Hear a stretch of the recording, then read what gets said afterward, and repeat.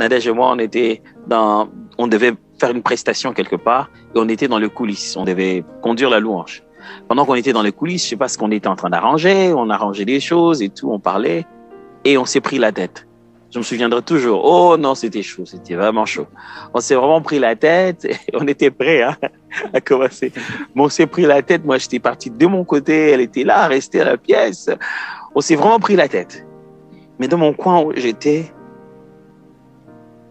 en train de me dire, mais quel idiot tu es.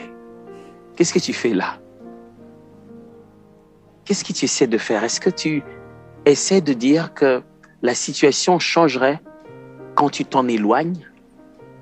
Est-ce que tu essaies de dire que le problème est chez l'autre et que tu as 100% raison? Vous savez, des fois, on se fait cette fausse humilité, on se dit, bah, c'est pas comme si j'ai 100% raison, mais je peux avoir mes petites erreurs, mais on prend tout de suite nos erreurs, on les réduit, on les diminue. Et puis, je me suis dit, Tams, tu es vraiment sûr que tu aurais voulu que Jésus te traite comme ça? Premièrement, je dois vous dire qu'il arrive à tout le monde, à tous ceux qui sont en couple, d'avoir cette impression que voilà, ça ne marche pas. On se comprend pas, on se prend la tête. Et je vous assure que c'est pas sur des sujets différents. Très souvent, c'est sur les mêmes sujets qu'on a toujours des problèmes. Des fois, c'est nous qui avons raison, des fois, ce sont les autres qui ont raison sur nous. Mais vous devez savoir le but principal d'un couple. C'est premièrement d'être un cadre de brisement. Dieu a commencé un travail en vous, en tant qu'être humain, pour vous permettre de ressembler à Christ lorsque vous recevez le Seigneur Jésus. Quand Christ devient votre maître dans la vie, ce n'est pas que les pasteurs seulement qui vont vous prêcher. Vous savez, les pasteurs, ils prêchent à l'église et puis chacun rentre chez lui.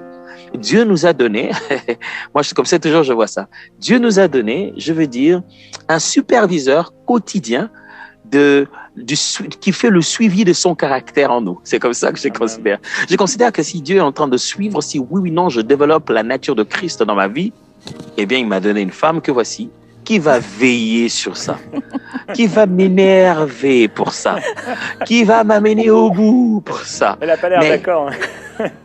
Tout ce qu'on ressent là, en réalité,